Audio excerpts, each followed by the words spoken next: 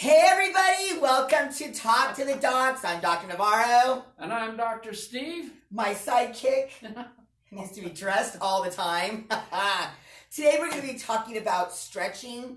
And, we've been talking to a lot of our patients, and there's a lot of confusion about stretching. Yeah. So today we want to go over the proper way of stretching also so you don't hurt yourself and get more benefits out of it. And when is it appropriate to stretch? So we're going to go over these things. So the first thing that a lot of my ladies at my studio have talking about is when they feel tight somewhere, they automatically want to stretch. And for some reason, I do not know where this came about in the world of fitness and health, but most of us have been ingrained to think that whenever we're tight, whenever we're sore, that we need to stretch that area. Also, we've been taught that sore muscles are lactic acid buildup. Both of these things are fake news. So we're going to go with sore muscles firstly. Now, we're talking about movement soreness, not when you fall and hurt yourself. So we're going to be talking about a healthy body that's been moving around, yard work, whatever kind of movement. Because even if you're doing yard work, cleaning the house, I've been painting my ceiling, anything that has to do with muscular contraction. Now we're talking about soreness from normal movement, not from, hi, I'm glad you made it. Thanks, love. Not from falling down and hurting yourself. That will be another story, another day. So let's talk about soreness first. And then we'll go into length-tension relationship imbalances, yeah? So the first thing we need to understand is why our muscles become sore. Muscles become sore from microfibular tearing. Yes, that sounds really scary. What is that? I will tell you. I'm glad you asked. Thank you. So Microfibular. That just means little tiny. So when we're working out, little tiny. When we're working out or moving, shoveling things, painting, doing a lot of laundry, washing our cars, anything that has movement that we're not used to, our muscles, they start breaking down like this. And that causes the soreness. Lactic acid is a byproduct of a couple amino acids that God gave us to make sure that when we're working our muscles, contracting our muscles for long periods of time, we do not injure ourselves. So they overstimulate these little receptors in our body on the edge of each little spindle of muscle, and they stop the connection between the brain and the muscle, and therefore we cannot make that continue. Like when you're pumping up and you can't move anymore, that is a safety mechanism. So we need to understand why all this is happening so we do not get injured. Now, as you all know, when we're sore from leaning over too much, picking up patients, doing anything, around, whatever. May get sore. Now, remember, that's from muscle breakdown, yeah? So now we have a muscle that has less integrity, okay? Now, when we have less integrity, we do not want to stretch that muscle. We do not. No. Now, is that why? Because the fibers might be breaking little bit and causing a little bit of micro trauma or almost a little strain in there? You're absolutely correct. So if I'm just going to use the bicep for example because my arms are easily easily accessible. So when we're doing a pump, bicep curl, yeah, we're bringing the hand to the shoulder. Therefore, we're breaking down these muscles. So sometimes you might wake up and your arm is very tight. Those are the muscles contracting because they have been, like Doc said, traumatized. So the first thing that we want to do is we want to have natural elongation, but we don't want to go into a stretch. And the reason why is because those muscle fibers have already been broken down. So when we're sore from excessive movement, do not stretch. We do not want to stretch. We want to allow the muscle to heal. So we want to marinate. Now, Marinate, rest. Marinate. We want to marinate. I haven't heard that one yet. Now let's go into after the marination process and we've healed. So there is a thing called delayed onset. Do you know what that is? Yes, it takes time for it to start to hurt. That's right. So when we start feeling from activity, let's talk about a workout. So let's say that we worked out this morning and we did a little bit more than we used to do, and our muscles have been torn, broken down, and we start feeling it, what's today, Tuesday? Tuesday. Thursday. So that's 48 hours. That's a 48-hour delayed onset.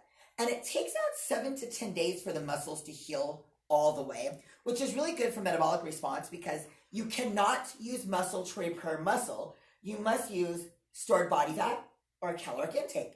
That's for another story. So after the body's healed, then you can do it again without hurting yourself. Now, that episode is done. New episode, structural imbalances. Okay. Well, delayed onset, how many times I have a patient coming into me, I was starting a lawnmower or I fell or something, didn't hurt me at all. Oh, but the next day or 2 days later, absolutely, that's a delayed onset. Absolutely. So we have to be aware of where the sorenesses are coming from.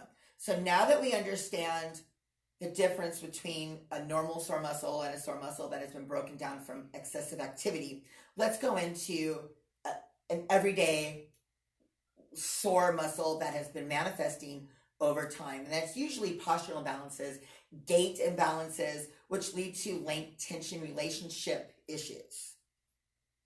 So now we go into, should we stretch the entire body all the time? No, it'd be nice, but I don't think so. You're absolutely correct. Good answer. I don't think so. All right. So now we're going into this really complicated. I don't think so, Dr. Navarro. You're correct. So I'm going to break it down to you really easily. And it comes with structure. So we look at the base of support, which are our feet.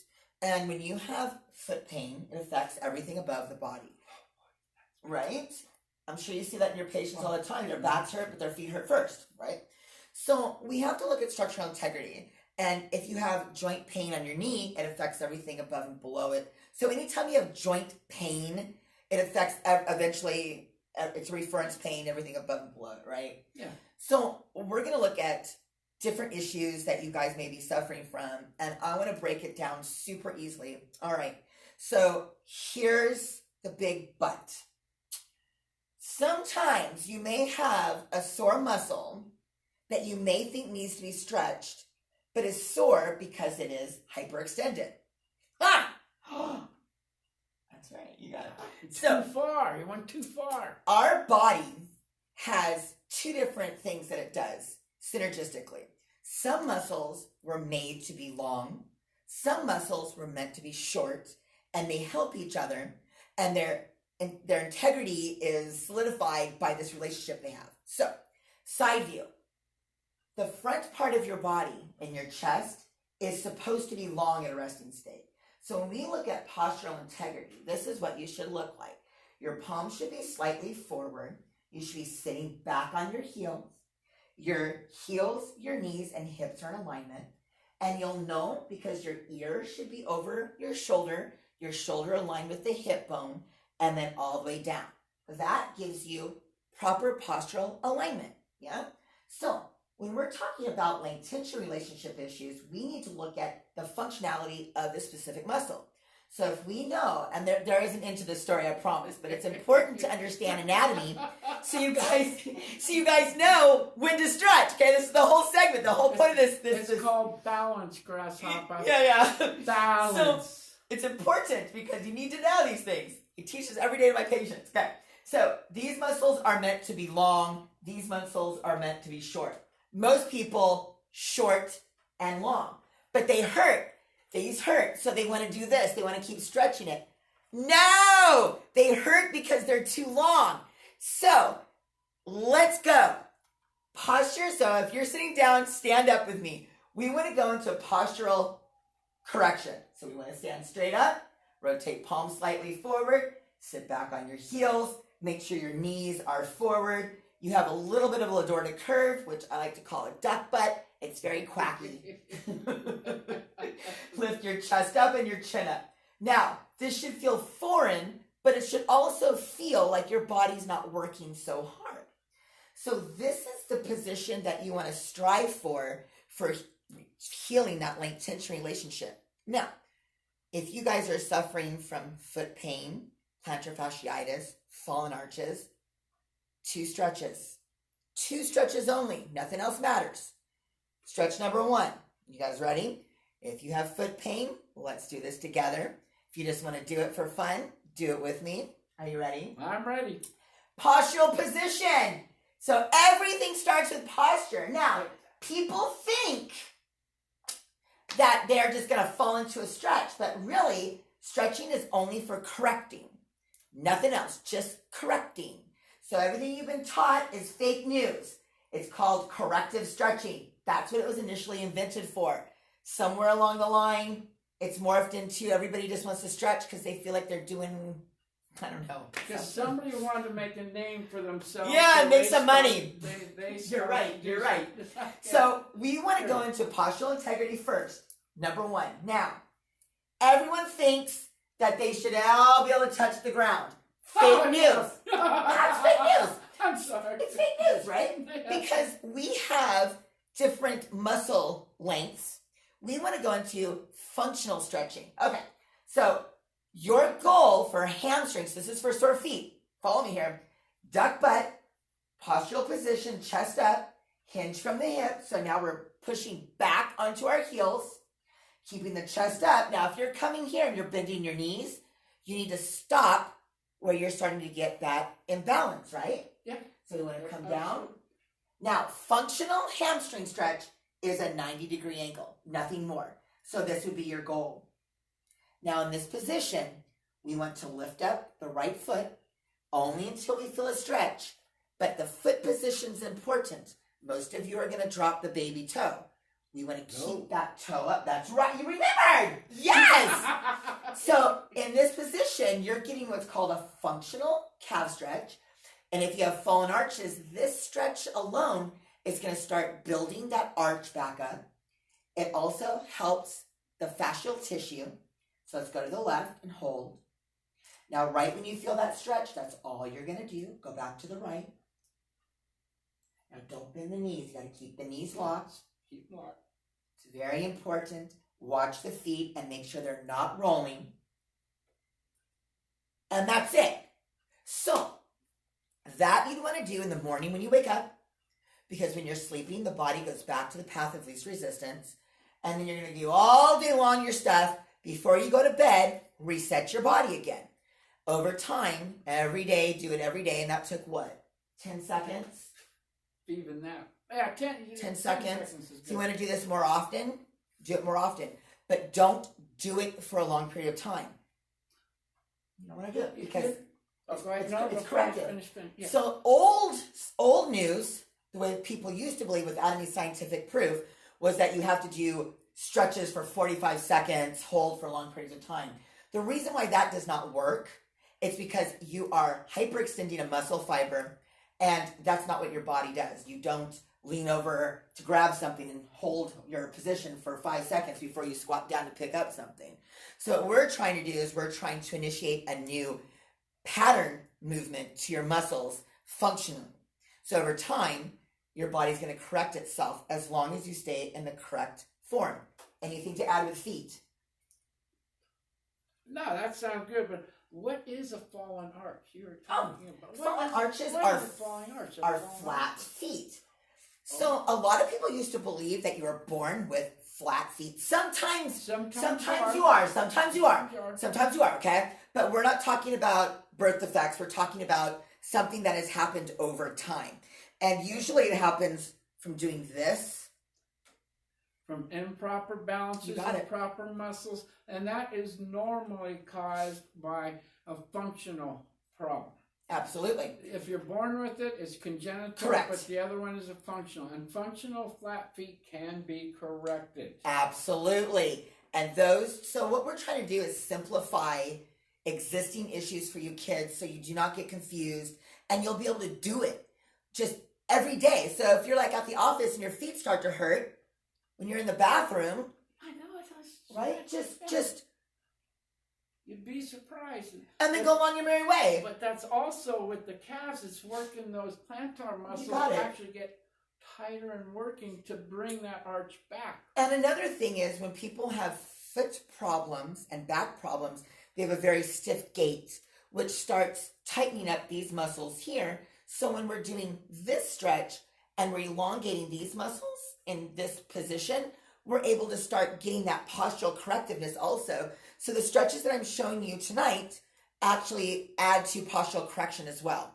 So let's move on to the knees. Now, remember, we're talking about over time functional imbalances, not from an injury, okay? I need to make this quite clear because injuries, that's a whole different ballpark. We're talking about a healthy human body that has been dilapidating over time, and I like to call it the Wonder Bread syndrome because picking up a loaf of bread did not throw your back out.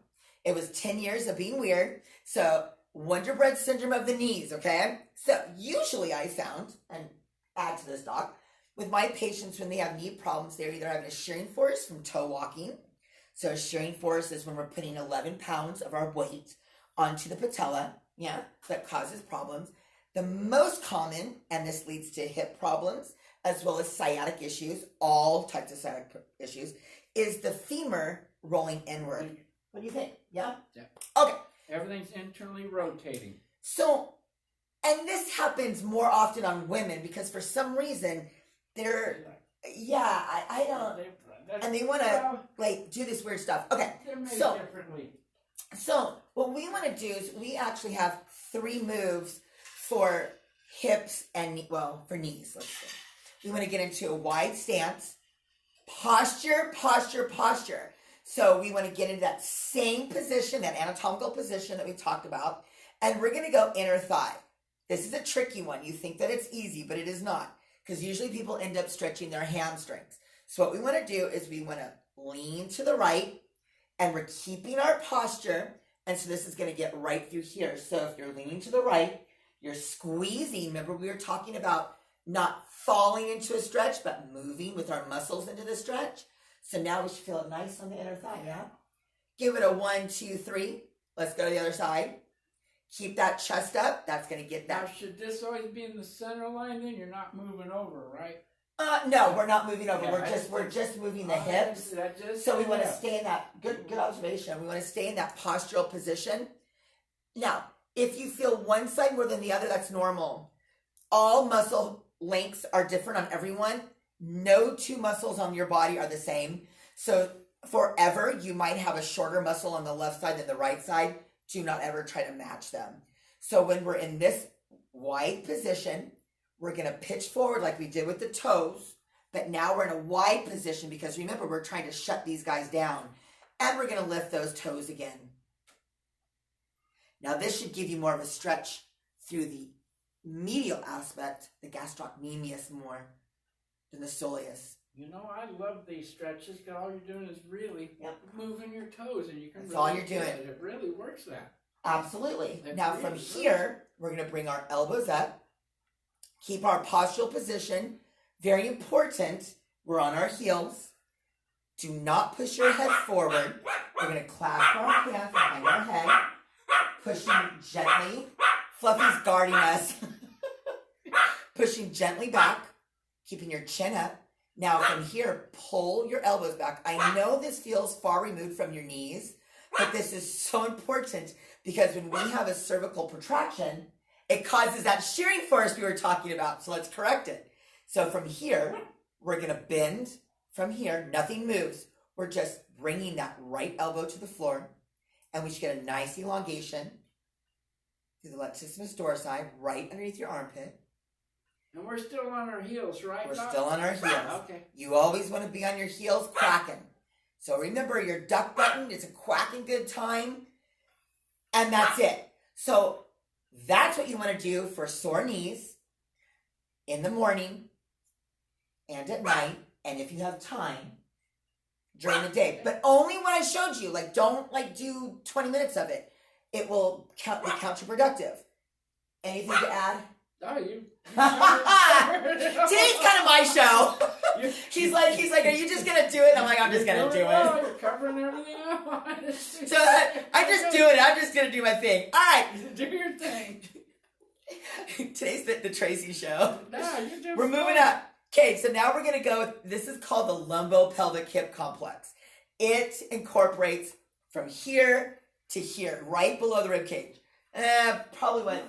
Yeah, about the first four ribs. Give or take. Yeah.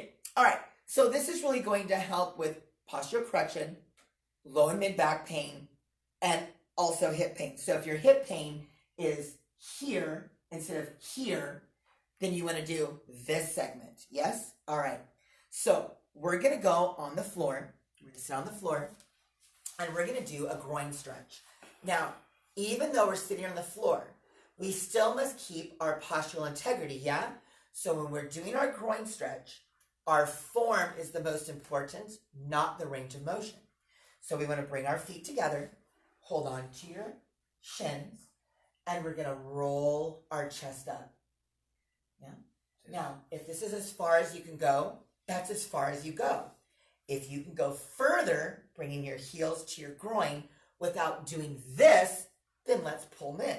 So our goal is to be our feet together and be able to push our knees into the floor to open up the inner thigh.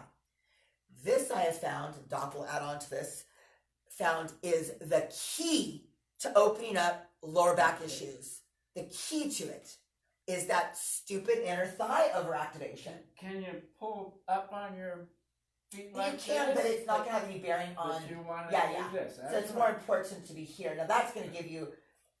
Probably it will elongate the outside and have that internal rotation of the foot.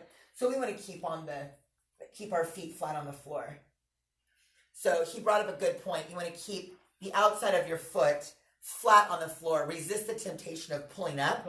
Because remember in our first stretches, how we want to have a flat foot. And if we're pulling the foot up, it's elongating the wrong muscles. So remember, just because the body feels like it should stretch, doesn't always mean it should. The outside of your body should be short. We should not be stretching the outside of the body. If it hurts, it's probably because you have an internal rotation of your leg, and that makes it feel like you want to stretch it.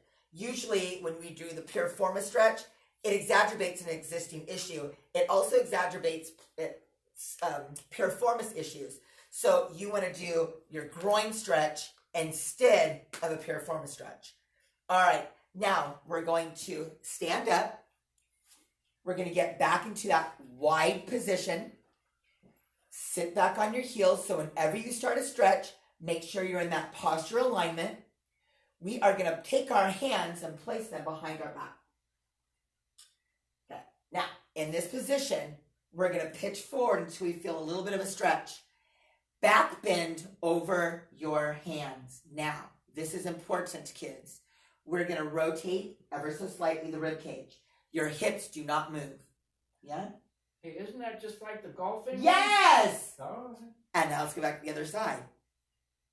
Keep your elbows down. So don't pull your elbows back. Keep them down. Keep your feet flat on the floor. These are little tiny movements. And up. Now we're going to take a step forward with the right leg. And we're going to come up on that left toe, square up, postural position, and we're going to lunge forward, get a nice elongation through the front of that back leg. Yeah? Yep, yes. Now, if you're not, you're rotating. No, don't do that. Don't rotate. Now we're going to elevate the left arm, and we're going to side bend in our postural position to the right. Keep your chest up. Pressure point is on right heel. Now let's go to the other side. Remember, each side of your body is going to have a different stretching position.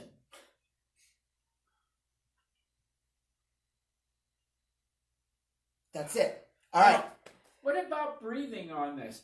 Breathe. In or out? No, doesn't matter. No? Okay. Doesn't matter. Just breathe. All right. Breathing is the number one cause of life. Just breathe. It is fake news about, even in weight training, the only time that you need to be aware of getting that deep interthoracic pressure is if you're doing like a 1 rep max and you're pushing against like a belt. Otherwise than that, you don't hyperventilate. And you need oxygen. So you want to just keep that normal chest expansion going. Specifically when you're stretching, it should be a deliberate stretch. You know what I mean? So we're activating the muscles, we're squeezing through, and that's going to correct the length-tension relationship issues. So if you're just flopping into a stretch, you are not teaching the muscles new dynamic patterns. Yeah? So it's important that we're creating motion, not just going through the movements. That was moo. Oh, all right, we got one more area, kids. Who suffer from headaches and not from allergies? Stress headaches? Okay, All right. I do. On the computer?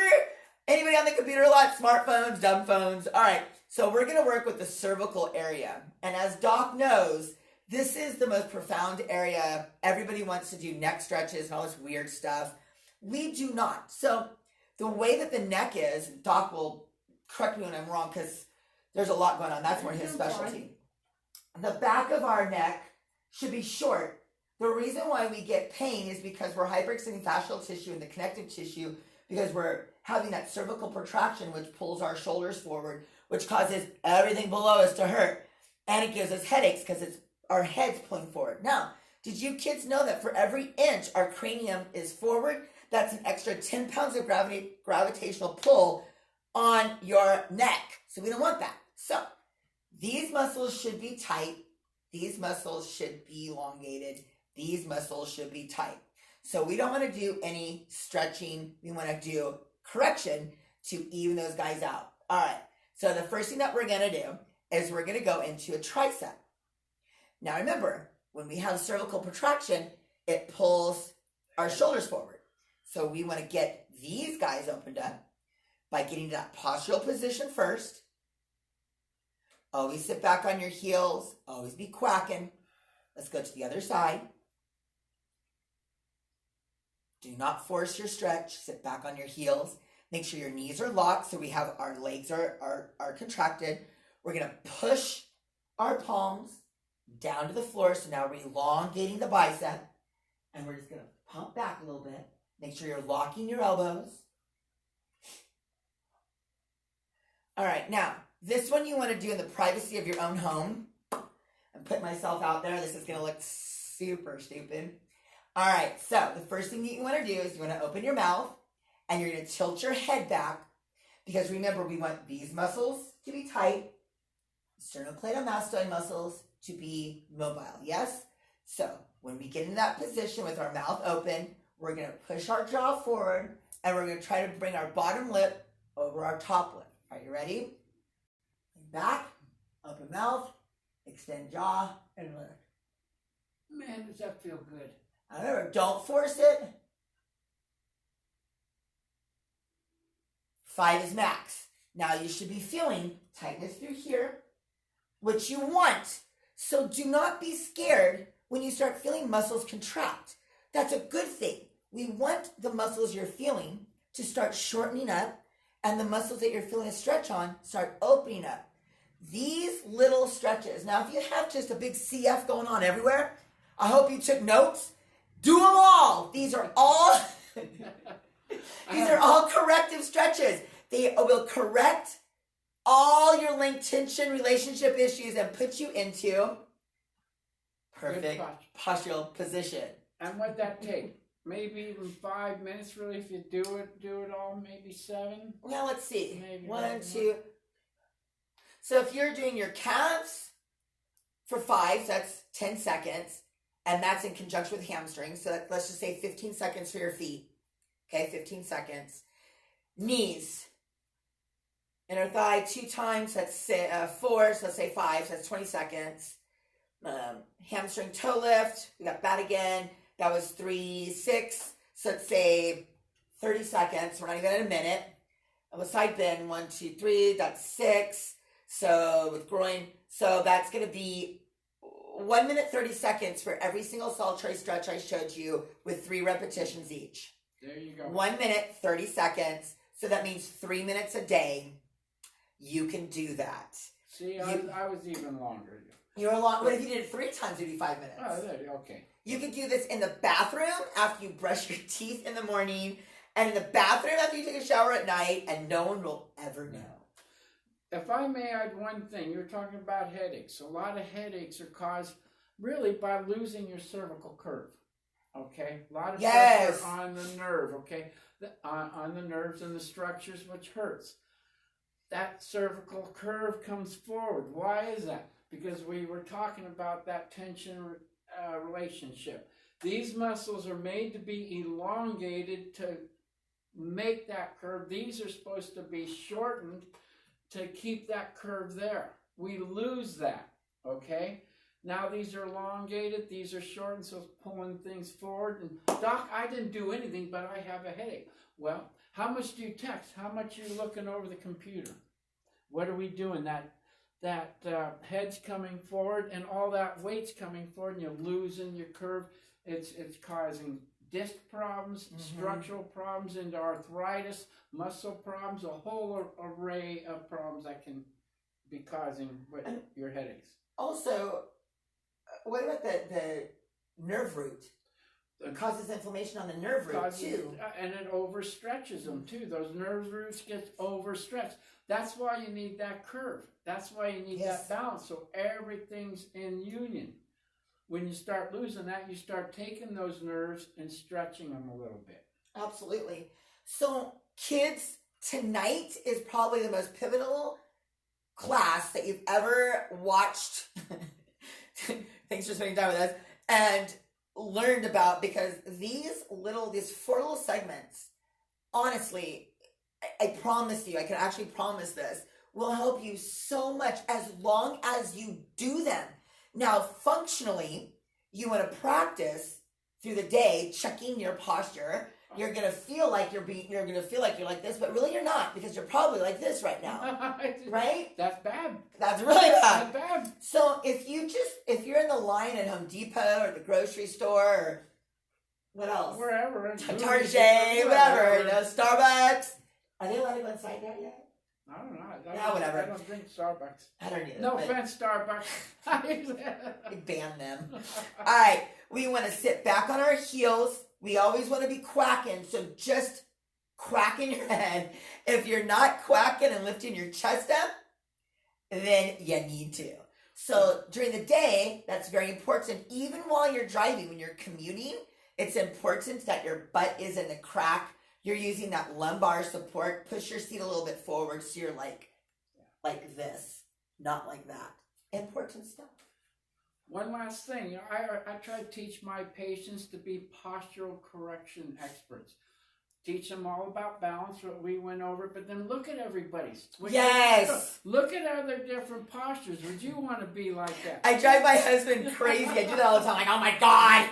You be the one. You judge. And then how would you correct that? Or I like to say, I bet you this is what's wrong with them. And I can tell my husband, I bet you. And I can name all these pressure points. So tonight, I hope this really helped you kids a lot. Give us your feedback. We don't have a date yet. We'll let you know the next date. We're probably about 4 weeks. Yeah, about 4 weeks. Probably about 4 weeks. I hope you guys enjoyed this. If you have any questions, please let us know. We'd be happy to answer them. Until next time. Thanks for joining us. See you soon. Bye-bye. Tell a friend.